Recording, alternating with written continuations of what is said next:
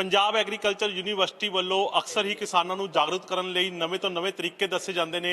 सो हुण Punjab agriculture university के विग्यानियों वालों एक लुडो तैयार की गई है। तुहानूं तस्वीरां दिखा दिंदे आ। सो ये लुडो इत्थे खेडी जा रही है। किसानों को समझाया जा रहा है कि किस तरह तुसीं फसलां जिहड़ियां वा ਉਹ ਬੀਜ ਸਕਦੇ ਹੋ।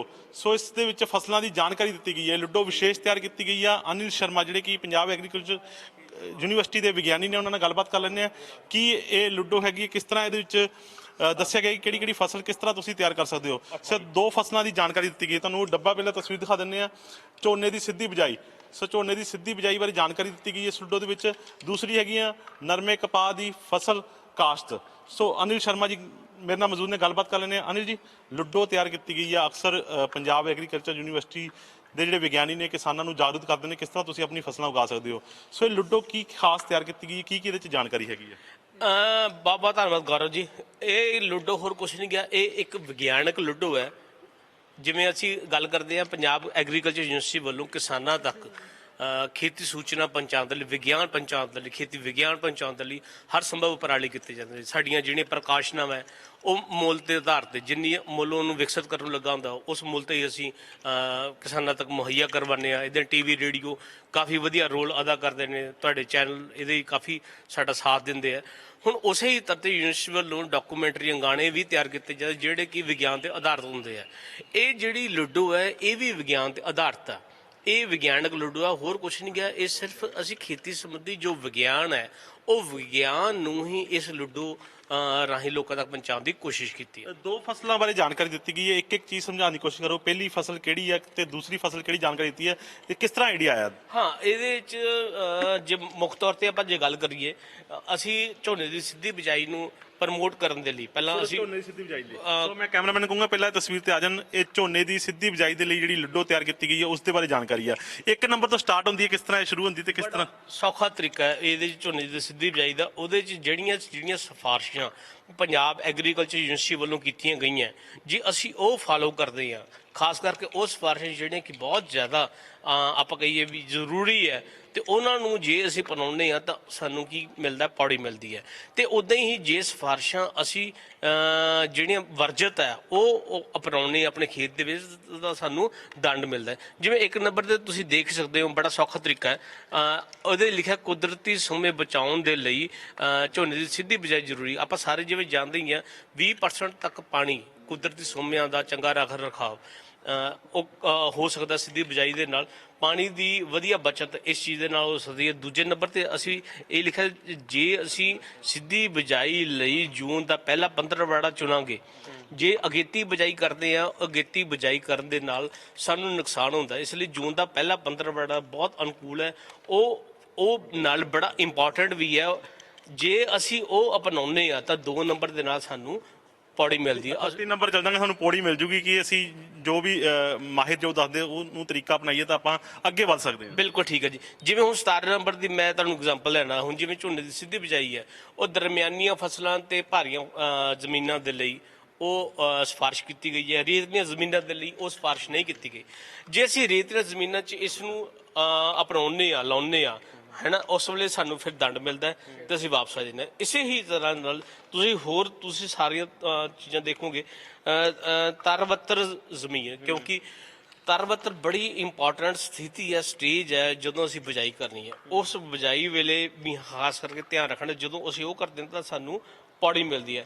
ਇੱਦਾਂ ਹੀ ਆਪਾਂ ਲੰਬੇ ਸਮੇਂ ਵਾਲੀਆਂ ਜਿਹੜੀਆਂ ਕਿਸਮਾਂ ਉਹਨਾਂ ਨੂੰ ਜਦੋਂ ਅਪਣਾਈਏ ਤਾਂ ਉਹਦੇ ਨਾਲ ਦੰਡ ਮਿਲਦਾ। ਕਿਉਂਕਿ ਲੰਬੇ ਸਮੇਂ ਵਾਲੀਆਂ ਕਿਸਮਾਂ ਦੇ ਨਾਲ ਦੰਡ ਦਾ ਆਪਾਂ ਜੇ ਕਹੀਏ ਵਿਗਿਆਨਕ ਤਰੀਕੇ ਨੂੰ ਐਕਸਪਲੇਨ ਕਰਨ ਦੀ ਕੋਸ਼ਿਸ਼ ਕਰੀਏ, ਇਹਨਾਂ ਬਿਮਾਰੀਆਂ, ਕੀੜੇ ਮਕੌੜੇ, ਲੇਬਰ, ਉਹਦੇ ਤੇ ਖਰਚਾ ਵੀ ਬਹੁਤ ਹੁੰਦਾ ਵਾ। ਆਪਾਂ ਜਿਹੜੀ ਗੱਲ ਕਰ ਰਹੇ ਹਾਂ ਝੋਨੇ ਦੀ ਸਿੱਧੀ ਬਿਜਾਈ ਦੀ ਲਈ ਗੱਲ ਕਰ ਰਹੇ ਹਾਂ ਕਿ ਕਿਸ ਤਰ੍ਹਾਂ ਤੁਸੀਂ ਜਿਹੜੀਆਂ ਵਿਗਿਆਨੀਆਂ ਦੀ ਜਿਹੜੀ ਗੱਲਾਂ ਮੰਨੂਗੇ ਤਾਂ ਤੁਸੀਂ ਅੱਗੇ ਪੌੜੀ ਚੜ੍ਹ ਸਕਦੇ ਹੋ। ਅਗਰ ਨਹੀਂ ਮੰਨੂਗੇ ਤਾਂ ਡੰਗ ਖਾ ਕੇ ਤੁਸੀਂ ਵਾਪਸ ਪਰ ਸਕਦੇ ਹੋ। ਹਾਂ, ਇਹਦੇ ਵਿੱਚ ਜਿਹੜੀ ਇੱਕ ਹੋਰ ਖਾਸ ਗੱਲ, ਕਿਉਂਕਿ ਇਹ ਸਿਰਫ ਕੱਲੀ ਲੁੱਡੋ ਖੇਲ ਦਾ ਕਿ ਉਹ ਮਾਧਿਅਮ ਨਹੀਂ ਹੈ, ਰੁਚੀ ਭਰਪੂਰ ਨਹੀਂ ਹੈ। ਜੇ ਤੁਸੀਂ ਫਿਜ਼ੀਕਲੀ ਐਂਡ ਮੈਂਟਲੀ ਜਦੋਂ ਤੁਸੀਂ ਬੱਚਿਆਂ ਨਾਲ ਬੈਠੇ ਆ ਉਦੋਂ ਖੇਡਦੇ ਆ ਜਾਂ ਆਪਸ ਖੇਡਦੇ ਆ, ਲੁੱਡੋ ਦੀ ਲੁੱਡੋ ਹੈ, ਨਾਲ ਵਿਗਿਆਨ ਦਾ ਵਿਗਿਆਨ ਪਰੋਸਿਆ ਗਿਆ। ਹੁਣ ਤੁਸੀਂ ਜੇ ਜਾਣਨਾ ਚਾਹੁੰਦੇ ਹੋ ਇਹਦੇ ਵਿੱਚ 64 ਨੰਬਰ ਤੇ ਮੈਨੂੰ ਦੰਡ ਕਿਉਂ ਮਿਲਿਆ, 34 ਨੰਬਰ ਤੇ ਤੁਸੀਂ ਵੇਖਿਓ ਵੀ ਹਾਂ ਜਿਵੇਂ ਆਹ ਹੋ ਗਿਆ, 28 ਨੰਬਰ ਤੇ ਮੈਨੂੰ ਪੌੜੀ ਕਿਉਂ ਮਿਲੀ। ਫਿਰ ਉਸ ਤੋਂ ਬਾਅਦ ਜੇ ਆਪਾਂ ਗੱਲ ਕਰ 80 ਨੰਬਰ ਤੋਂ 99 ਨੰਬਰ ਤੇ ਕਿਵੇਂ ਪਹੁੰਚਿਆ ਹੈ ਨਾ, ਪੌੜੀ ਕਿਉਂ ਮਿਲੀ, ਇਹਦੇ ਪਿੱਛੇ ਵੀ ਵਿਗਿਆਨ ਲੁਕਿਆ। ਜਦੋਂ ਬੰਦਾ ਇਹ ਚਾਹੁੰਦਾ ਹੈ ਵੀ ਹਾਂ ਲੰਬੇ ਸਮੇਂ 'ਚ ਪੱਕਣ ਵਾਲੀਆਂ ਫਸਲਾਂ ਵੀ ਕਿਉਂ ਨਹੀਂ ਅਪਣਾਉਣੀਆਂ ਚਾਹੀਦੀਆਂ, ਉਹਦੀ ਜਗਿਆਸਾ ਵੀ ਇੱਕ ਕਈ ਇੰਟਰਸਟ ਅਰਾਊਜ਼ਡ ਹੁੰਦਾ ਵਾ। ਫਸਟ ਆਫ ਆਲ ਪਹਿਲੀ ਗੱਲ ਹੈ, ਇਹ ਲੁੱਡੋ ਖੇਡਣ ਵੇਲੇ ਅਵੇਅਰਨੈਸ ਸਟੇਜ ਤੇ ਆਪਾਂ ਹੈਗੇ ਆ, ਇਹਦੇ ਵਿੱਚ ਵੀ ਵਿਗਿਆਨ ਹੈ। ਜਦੋਂ ਕੋਈ ਚੀਜ਼ ਕੋਈ ਸਿਫਾਰਸ਼ਾਂ ਅਡਾਪਟ ਕਰਨੀਆਂ ਪਿੰਡ ਦੇ ਵਿੱਚ ਜਾਂ ਖੇਤ ਪੱਧਰ ਤੇ ਕਰਨੀਆਂ, ਉਸ ਵੇਲੇ awareness, interest, desire, conviction, action stages ਹੁੰਦੀਆਂ। ਇਹ ਅਵੇਅਰਨੈਸ ਸਟੇਜ ਤੇ ਉਸ ਤੋਂ ਬਾਅਦ ਜਦੋਂ ਉਹਦਾ ਇੰਟਰਸਟ ਅਰਾਊਜ਼ਡ ਹੋ ਗਿਆ ਤਾਂ ਇਹਨਾਂ ਡੱਬਿਆਂ ਦੇ ਵਿੱਚ ਉਹਦੇ ਇੰਟਰਸਟ ਨੂੰ ਸ਼ਾਂਤ ਕਰਨ ਦੇ ਲਈ ਉਹਦੇ ਬਾਰੇ ਉਹਦੇ ਕੁਐਸਚਨਾਂ ਦੇ ਜਿਹੜੇ ਉੱਠਦੇ ਨੇ ਵਲਵਲੇ ਉੱਠਦੇ ਨੇ ਦਿਮਾਗ ਦੇ ਵਿੱਚ, ਉਹਨਾਂ ਨੂੰ ਸ਼ਾਂਤ ਜਵਾਬ ਦੇਣ ਲਈ ਇਹ ਵੋਚਰ ਸਪੈਸ਼ਲ ਤਿਆਰ ਕੀਤੇ ਇਹ ਗਏ। ਵੋਚਰ ਸਪੈਸ਼ਲ ਤਿਆਰ ਕਰਤਾ। Awareness stage, interest stage, then ਉਸ ਤੋਂ ਬਾਅਦ ਉਹਦੀ ਡਿਜ਼ਾਇਰ, ਉਹਦਾ ਮਨ ਕਰਦਾ ਵੀ ਮੈਂ ਇਹਨੂੰ ਇੰਪਲੀਮੈਂਟ ਕਰਦਾ। ਫਿਰ ਉਹਦੇ ਮਨ 'ਚ ਕੋਈ ਹੁੰਦਾ ਵੀ ਮੈਂ ਕਿਸੇ ਨਾ ਕਿਸੇ ਮਾਹਰ ਦੇ ਨਾਲ ਗੱਲ ਵੀ ਕਰਾਂ। ਆਹ ਡੱਬਾ ਜਿਹੜਾ ਹੈਗਾ, ਡੱਬੇ ਦੇ ਵਿੱਚ ਆਹ ਸਾਰਾ ਕੁਝ ਮਟੀਰੀਅਲ ਨਾਲ ਆ।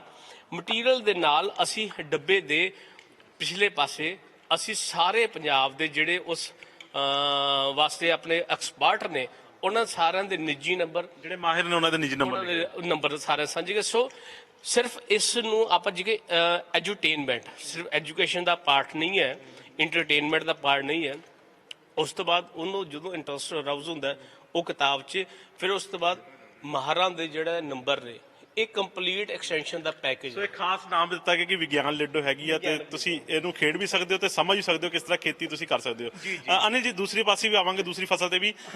ਉਸ ਤੋਂ ਪਹਿਲਾਂ ਮੈਂ ਜਾਣਨਾ ਚਾਹੂੰਗਾ ਕਿ ਕਿਸ ਤਰ੍ਹਾਂ ਆਈਡੀਆ ਆਇਆ ਕਿ ਇਹ ਲੁੱਡੋ ਤਿਆਰ ਕੀਤੀ ਜਾਵੇ, ਕਿੱਦਾਂ ਅੱਖਰ ਬਾਈ ਅੱਖਰ ਜਿਹੜੇ ਆ ਡੰਗ ਬਣਾਏ ਗਏ ਨੇ, ਪੌੜੀ ਬਣਾਈ ਗਈ ਹੈ। ਇਹ ਕਾਫੀ ਚਿਰ ਦਾ ਵੀ ਹਾਂ ਦਿਮਾਗ 'ਚ ਪਣਪ ਰਿਹਾ ਸੀਗਾ, ਇਹ ਕਨਸੈਪਟ ਪਣਪ ਰਿਹਾ ਸੀਗਾ ਵੀ ਉਹਦੇ 'ਚ ਇਹ ਸੀਗਾ ਜੀ ਅਸੀਂ ਸਿਫਾਰਸ਼ਾਂ ਕਰਦੇ ਹਾਂ। ਜੇ ਆਪਾਂ ਕੀ ਖੇਤੀ ਦਾ ਸੰਵਿਧਾਨ ਸਾਡੇ ਪੈਕੇਜ ਆਫ ਪ੍ਰੈਕਟਿਸ ਹਾੜੀ ਸੌਣੀ ਦੀਆਂ ਅਸੀਂ ਛਾਪਦੇ ਹਾਂ, ਬਹੁਤ ਵੱਡੀ ਗਿਣਤੀ ਦੀ ਛਾਪਦੇ ਹਾਂ। ਹੁਣ ਉਹ ਹਰ ਇੱਕ ਦੇ ਘਰ ਤੱਕ ਹੋਣੀ ਚਾਹੀਦੀ ਹੈ। ਫਿਰ ਇਹ ਜਿਵੇਂ ਹੁਣ ਸਮਾਂ ਚੱਲ ਰਿਹਾ ਸੀ, ਕੋਵਿਡ ਦਾ ਸਮਾਂ ਚੱਲ ਰਿਹਾ ਸੀ, ਇਹ ਮਨ ਕੀਤਾ ਵੀ ਕਿਉਂ ਨਾ ਸਾਰੇ ਘਰੇ ਬੈਠੇ ਆ, ਘਰੇ ਬੈਠੇ ਵੀ ਜਾਂ ਸੱਥ ਵਿੱਚ ਬੈਠੇ ਆ ਜਾਂ ਕਿਵੇਂ ਵੀ ਗੱਲਾਂ ਬਾਤਾਂ ਕਰਨੀਆਂ, ਜਾਂ ਉਸ ਨੂੰ ਅਸੀਂ ਦਿਲਚਸਪ ਵੇ ਦੇ ਨਾਲ, ਤਰੀਕੇ ਦੇ ਨਾਲ ਲੋਕਾਂ ਤੱਕ ਪਹੁੰਚਾਉਣਾ। ਤੇ ਉਦੋਂ ਫਿਰ ਕਰਦਿਆਂ ਉਹਦੇ ਹਿੜਦੇ ਆ ਵੀ ਉਹਨੂੰ ਬਰੀਫ ਕਰਦਿਆਂ ਅਸੀਂ ਸੀਮਤ ਸ਼ਬਦਾਂ ਦੇ ਵਿੱਚ ਫਿਰ ਨਾਲ ਕੋਈ ਖੇਡ ਲਿਆਉਣੀ ਸੀ। ਅਸੀਂ ਇਹ ਲੱਭਦੇ ਲਭਾਉਂਦੇ ਇੱਥੇ ਤੱਕ ਪਹੁੰਚੇ ਆ ਜੀ। ਹੁਣ ਅਗਲਾ ਸਾਡਾ ਜੋ ਟਾਰਗੇਟ ਹੋਊਗਾ, ਇਹਨੂੰ ਡਿਜੀਟਲ ਫਾਰਮ 'ਚ ਵੀ ਅਸੀਂ ਲੈ ਕੇ ਆਉਣਾ। ਬਹੁਤ ਤਰੀਕੇ ਹੈਗੇ ਨੇ ਸਮਝਾਉਣ ਦੇ ਕਿਸਾਨਾਂ ਤੱਕ। ਹਮੇਸ਼ਾ ਕੋਸ਼ਿਸ਼ ਰਹਿੰਦੀ ਹੈ ਕਿ ਪੰਜਾਬ ਐਗਰੀਕਲਚਰ ਯੂਨੀਵਰਸਿਟੀ ਦੀ ਕਿ ਕਿਸਾਨਾਂ ਨੂੰ ਸਮਝਾਇਆ ਜਾਵੇ ਕਿ ਫਸਲਾਂ ਕਿਸ ਤਰ੍ਹਾਂ ਉਗਾਈਆਂ ਜਾਣ। ਸੋ ਸੌਖਾ ਤਰੀਕਾ ਲੱਭ ਲਿਆ ਵਾ। ਤੇ ਉਸ ਤੋਂ ਬਾਅਦ ਹੁਣ ਆਪਾਂ ਅਗਲੀ ਫਸਲ ਤੇ ਚੱਲਦੇ ਹਾਂ, ਜਿਹੜੀ ਹੈਗੀ ਆ ਨਰਮੇ ਦੀ ਕਪਾਹ। ਇਸੇ ਹੀ ਤਰਜ਼ ਦੇ ਜਿਵੇਂ ਆਪਾਂ ਗੱਲ ਪਹਿਲਾਂ ਕੀਤੀ ਹੈ, ਜੇ ਨਰਮੇ ਕਪਾਹ ਦੀ ਆਪਾਂ ਸਫਲ ਕਾਸ਼ਤ, ਆਪਾਂ ਉਹਦੇ ਲਈ ਵੀ ਹਾਂ ਕੁਝ ਚੀਜ਼ਾਂ ਵੀ ਅਪਣਾਉਣੀਆਂ। ਕਿਉਂਕਿ ਆਪਾਂ ਜੇ ਨਰਮੇ ਕਪਾਹ ਦੀ ਗੱਲ ਕਰੀਏ, ਖੇਤੀ ਵਿਭਿੰਨਤਾ ਲਈ ਨਰਮਾ ਕਪਾਹ ਇੱਕ ਬਹੁਤ ਚੰਗਾ ਬਦਲ ਹੈ। ਤੇ ਜੇ ਬਹੁਤ ਚੰਗਾ ਬਦਲ ਹੈ, ਸ਼ੁਰੂਆਤ ਆਪਣੀ ਇੱਥੋਂ ਹੁੰਦੀ ਹੈ। ਉਸ ਤੋਂ ਬਾਅਦ ਜੇ ਆਪਾਂ ਗੱਲ ਕਰੀਏ, ਬਜਾਈ 15 ਮਈ ਤੱਕ ਪੂਰੀ ਕਰ ਲੈਣੀ ਚਾਹੀਦੀ ਹੈ। ਉਹਦੇ ਨਾਲ ਸਾਨੂੰ ਪੌੜੀ ਮਿਲਦੀ ਹੈ, ਉਹਦੇ ਨਾਲ ਸਾਡੀ ਪ੍ਰੋਡਕਸ਼ਨ ਜੋ ਕੁੱਲ ਮਿਲਾ ਕੇ ਆਪਾਂ ਕਹੀਏ ਸਾਡਾ ਪ੍ਰੋਫਿਟ ਹੈ, ਉਹਦੇ ਵਿੱਚ ਹਿੱਸਾ। ਸਿੱਧੀ ਗੱਲ ਹੈ ਕਿ ਬਿਜਾਈ ਜਿਹੜੀ ਹੈ 15 ਮਈ ਤੱਕ ਪੂਰੀ ਕਰ ਲਵੋ ਤਾਂ ਤੁਹਾਨੂੰ ਪ੍ਰੋਡਕਸ਼ਨ ਸਹੀ ਮਿਲ ਜਾਏਗੀ। ਬਿਲਕੁਲ ਜੀ, ਬਿਲਕੁਲ। ਇਦਾਂ ਹੀ ਜਿਵੇਂ ਮੈਂ ਤੁਹਾਨੂੰ ਪਹਿਲਾਂ ਵੀ ਐਕਸਪਲੇਨ ਕੀਤਾ ਵਾ ਵੀ ਇਹਦੇ 'ਚ ਛੋਟੀਆਂ ਜਿਹੜੀਆਂ ਸਿਫਾਰਸ਼ਾਂ ਜੇ ਤੁਸੀਂ ਇੰਪਲੀਮੈਂਟ ਕਰੋਗੇ ਤਾਂ ਤੁਹਾਨੂੰ ਉਸ ਚੀਜ਼ ਦੇ ਨਾਲ ਵੀ ਬੈਨੀਫਿਟ। ਖਾਸ ਧਿਆਨ ਰੱਖਿਆ ਗਿਆ ਕਿ ਪੌੜੀਆਂ ਕਿੰਨੀਆਂ ਬਣਾਈਆਂ ਜਾਣ, ਸੱਪ ਡੰਗ ਕਿੰਨੇ ਬਣਾਏ ਜਾਣ। ਇਹਦੇ ਵਿੱਚ ਜੋ ਇੱਕ ਲੁੱਡੋ ਦਾ ਨਿਯਮ ਹੈ ਵੀ ਕੁਝ ਲਿਮਟਿਡ ਗਿਣਤੀ ਦੇ ਵਿੱਚ ਪੌੜੀਆਂ ਹੁੰਦੀਆਂ, ਲਿਮਟਿਡ ਗਿਣਤੀ ਦੇ ਵਿੱਚ ਉਹਨਾਂ ਦੇ ਸੱਪ ਹੁੰਦੇ ਆ। ਹੁਣ ਕਿਸੇ ਨਾਲ ਘੱਟ ਵੱਧ ਪੌੜੀਆਂ ਜਾਂ ਸੱਪ ਘੱਟ ਵੱਧ ਕਰਨੇ ਉਹ ਮਾਮੂਲੀ ਜਿਹੇ ਤਾਂ ਕੀਤੇ ਜਾ ਸਕਦੇ, ਪਰ ਉਹਦਾ ਮੂਲ ਸਿਧਾਂਤ ਜੋ ਲੁੱਡੋ ਦਾ, ਅਸੀਂ ਮੂਲ ਸਿਧਾਂਤ ਨਹੀਂ ਛੱਡਿਆ ਜੀ। ਅਸੀਂ ਉਸ ਹਿਸਾਬ ਦੇ ਨਾਲ ਉਹੀ ਚੀਜ਼ਾਂ ਰੱਖੀਆਂ ਵੀ ਕਿਹੜੀ ਚੀਜ਼ ਨਾਲ ਵੀ ਇਹਨੂੰ ਬੈਨੀਫਿਟ ਮਿਲਦਾ ਕਿਸਾਨ ਨੂੰ, ਤੇ ਕਿਹੜੀ ਚੀਜ਼ ਨਾਲ ਵੀ ਆਪਾਂ ਨੂੰ ਦੰਡ ਮਿਲਦਾ ਵਾ, ਉਹ ਮੂਲ ਸਿਧਾਂਤ ਦੇ ਅਕੋਰਡਿੰਗਲੀ ਹੀ ਪਲੇਸ ਕੀਤੀਆਂ ਵਾ। ਸੋ ਹੁਣ ਤਿਆਰ ਹੋ ਚੁੱਕੀਆਂ ਕਾਪੀਆਂ, ਕਿੰਨੀ ਕੁ ਪਹਿਲੇ ਦੌਰ 'ਚ ਜਿਹੜੀਆਂ ਕਾਪੀਆਂ ਤਿਆਰ ਹੋ ਚੁੱਕੀਆਂ, ਕਿੰਨੀ ਕੁ ਡਿਮਾਂਡ ਇਹਦੀ ਹੈਗੀ ਹੈ? ਮੈਂ ਡਿਮਾਂਡ, ਕਿਉਂਕਿ ਮੈਂ ਪਹਿਲਾਂ ਵੀ ਜ਼ਿਕਰ ਕਰ ਚੁੱਕਾ, ਅਸੀਂ ਇਹ ਜਿਹੜੀ ਲੁੱਡੋ ਤਿਆਰ ਕੀਤੀਆਂ ਸੀਗੀਆਂ ਵਿਗਿਆਨਕ ਲੁੱਡੋਆਂ, ਇਹ ਵਿਗਿਆਨਕ ਲੁੱਡੋਆਂ ਦੀ ਸੌਫਟ ਕਾਪੀਆਂ ਅਸੀਂ ਆਪਣੇ ਫੇਸਬੁੱਕ ਪੇਜ ਤੇ ਲੱਖਾਂ ਦੀ ਗਿਣਤੀ ਦੇ ਨਾਲ ਸਾਡੇ ਕਿਸਾਨ ਵੀਰ ਜੁੜੇ ਨੇ, ਹੋਰ ਵਿਗਿਆਨੀ ਵੀ ਜੁੜੇ, ਵਿਦਿਆਰਥੀ ਵੀ ਜੁੜੇ ਨੇ। ਉਸ ਤੋਂ ਇਲਾਵਾ ਅਸੀਂ ਵਟਸਐਪ ਗਰੁੱਪ ਸਾਡੇ ਕਾਫੀ ਜ਼ਿਆਦਾ ਸਰਗਰਮ ਨੇ, ਉਹਨਾਂ ਗਰੁੱਪਾਂ ਦੇ ਵਿੱਚ ਵੀ ਅਸੀਂ ਲੋਕਾਂ ਤੱਕ ਵੀ ਸਾਂਝੀਆਂ ਕੀਤੀਆਂ ਤੇ ਇਹ ਕਾਫੀ ਜ਼ਿਆਦਾ ਲੋਕਾਂ ਵੱਲੋਂ ਸਲਾਈ ਜਾ ਰਹੀ ਸੀ। ਤੇ ਇਹ ਗੱਲ ਆ ਰਹੀ ਸੀ ਵੀ ਤੁਸੀਂ ਇਹਨੂੰ ਹਿੰਦੀ ਵਿੱਚ ਵਿਕਸਿਤ ਕਰੋ, ਕਿਉਂਕਿ ਮੱਧ ਪ੍ਰਦੇਸ਼, ਗੁਜਰਾਤ, ਮਹਾਰਾਸ਼ਟਰ, ਉੜੀਸਾ।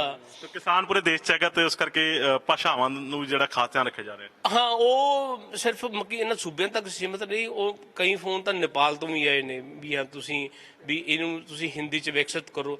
ਅਸੀਂ ਹਿੰਦੀ 'ਚ ਵਿਕਸਿਤ ਕਰਤੀ, ਹਿੰਦੀ ਵਾਲੀ ਵੀ ਅਸੀਂ ਪੋਸਟ ਕਰਤੀ ਆ। ਉਸ ਤਰੀਕੇ ਨਾਲ ਲੋਕਾਂ ਤੱਕ ਸੁਨੇਹਾ ਪਹੁੰਚਣਾ ਚਾਹੀਦਾ ਤੇ ਪਹੁੰਚੇ, ਸਾਨੂੰ ਵੱਧ ਤੋਂ ਵੱਧ ਖੁਸ਼ੀ ਹੋਊਗੀ।